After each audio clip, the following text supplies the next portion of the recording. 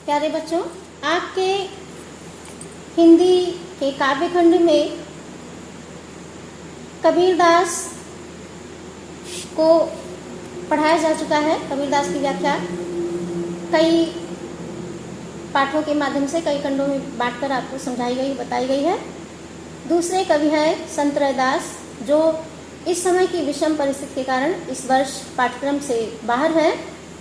और उसके बाद का जो पाठ है मीराबाई, मीराबाई के जीवन परिचय और साहित्यिक व्यक्तित्व का संज्ञान आपको इसके पूर्व की कक्षा में करवाया गया है।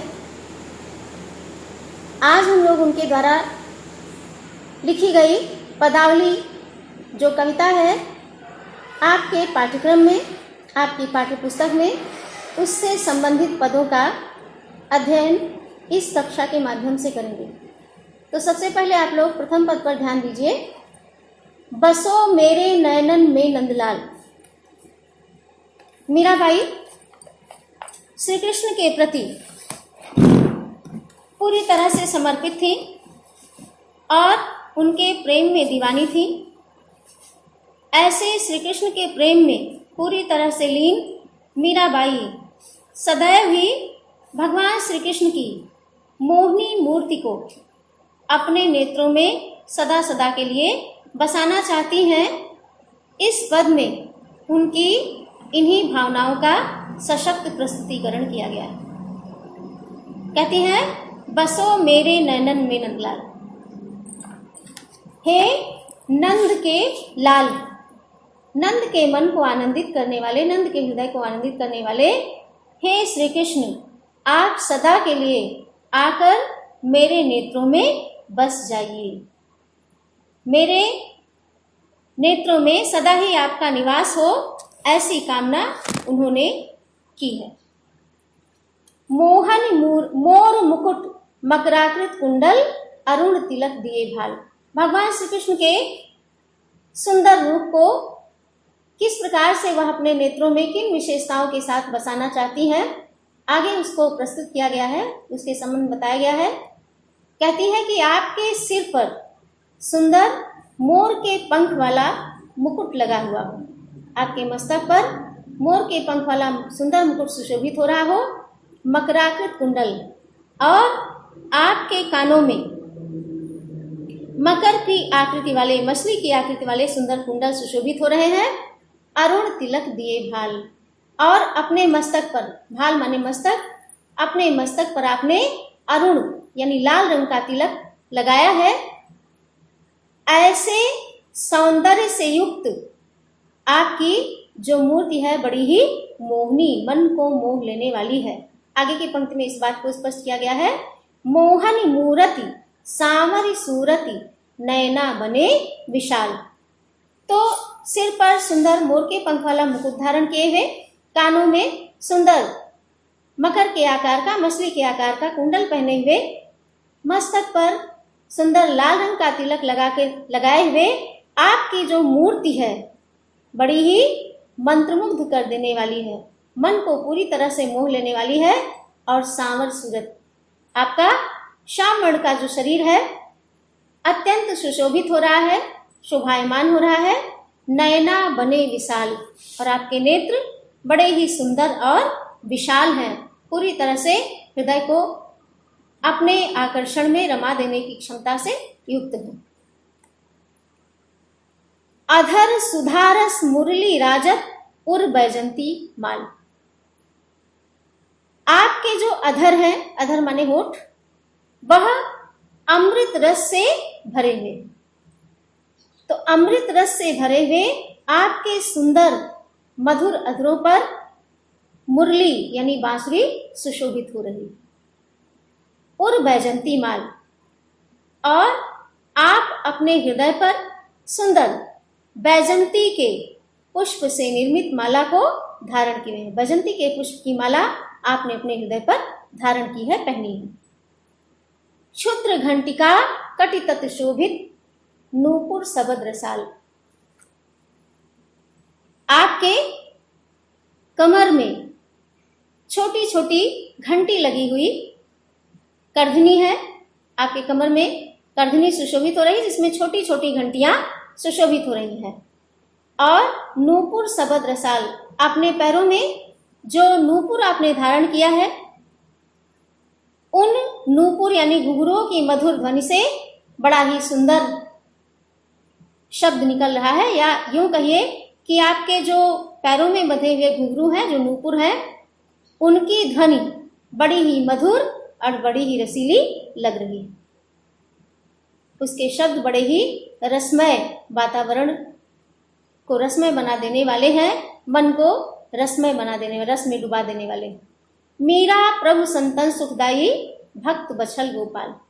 तो मीराबाई कहती हैं कि आप सदा ही संतों को, यानी जो सज्जन है, उनको सुख प्रदान करने वाले हैं और अपने भक्तों के प्रति वात्सल्य की भावना रखने वाले, यानी अपने भक्तों से बहुत ही अधिक स्नेह करने वाले और बड़े ही सुंदर हैं।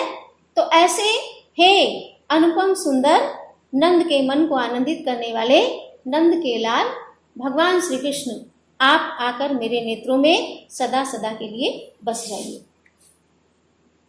इस प्रकार से पहले पद की व्याख्या आपको बताई गई। पद संख्या 2 पर ध्यान दीजिए, जिसमें मीराबाई ने यह बताया है कि राम नाम रूपी रत्न को प्राप्त कर लेने के बाद, ऐसे अनमोल खजाने को प्राप्त कर लेने के बाद संसार में अन्य किसी भी संपत्ति की कोई आवश्यकता नहीं रहती। तो उन्होंने भी अब राम के नाम का अनमोल खजाना प्राप्त कर लिया है, और ये खजाना उनको उनके गुरु की कृपा से मिला है। पद के माध्यम से मीराबाई ने किस प्रकार से अपने भावनाओं को व्यक्त किया है, इसको हम लोग समझेंगे सुन करके। पद संख्या 2 पर ध्यान दीजिए। पायो जी मैं तो राम रतन धन पायो। कह रही हैं कि मैंने तो भगवान राम के नाम रूपी रत्न को प्राप्त कर लिया।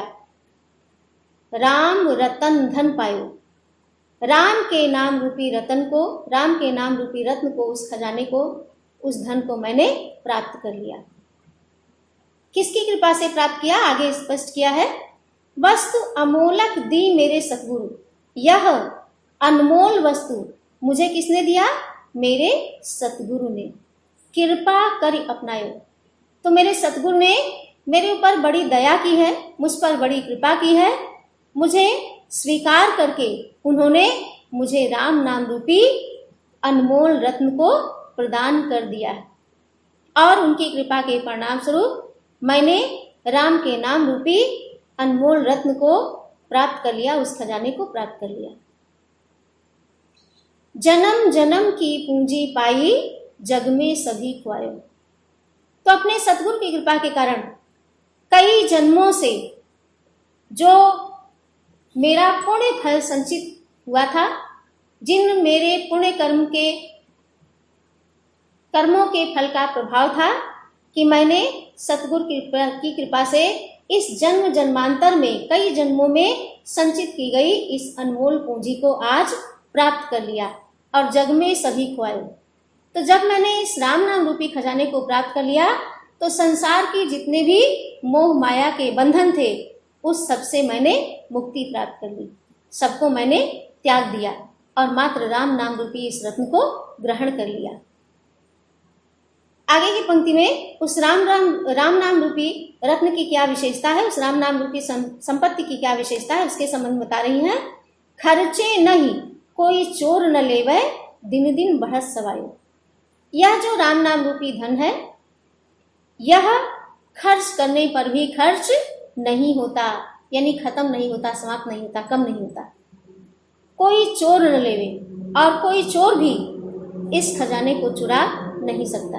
किसी चोर के द्वारा भी ये खजाना चुराया नहीं जा सकता, ये धन चुराया नहीं जा सकता, और इसको खर्च करने पर भी ये संपत्ति कभी कम नहीं होती। दिन दिन बढ़त सवायो, बल्कि खर्च करने पर दिन प्रतिदिन सवा गुना के दर से और अधिक इसमें वृद्धि होती चली जाती है। सत की नाव खेवटिया सतगुरु, भव सागर तरियायो। तो यह जो सत्य नाम ईश्वर के राम का ही नाम केवल संसार में सत्य है, और इस सत्य नाम की जो नौका मुझे मेरे सतगुरु ने पकड़ाई, मुझे इस नौका पर बैठाया, उस सत्य की इस नाम की, राम नाम के इस नाव की नौका पर सवार होकर मैं इस संसार रूपी सागर से तर जाऊंगी। बल्कि यूं कहिए कि मैंने इस संसार रूपी सागर को पार कर लिया। मीरा के प्रभु गिरधर नागर, हरख हरख जस गायो। तो मीराबाई कह रही हैं कि हे भगवान श्री कृष्ण, हे गिरधर नागर, एकमात्र आप ही मेरे स्वामी हैं, मैं आप ही को अपना सब कुछ मानती हूँ, इसलिए अत्यंत प्रसन्नता से भर करके, आनंद में डूब करके बस आप ही का गुणगान कर रही हूँ, क्योंकि मैंने आपके नाम का अनमोल धन सतगुरु की कृपा से प्राप्त कर लिया।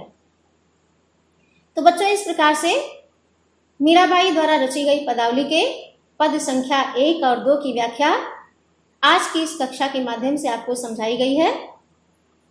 आप लोग इस व्याख्या को पढ़ करके समझ लीजिएगा, जिससे कि जब भी आपको व्याख्या लिखने के लिए दी जाए तो आप लोग इसे लिख कर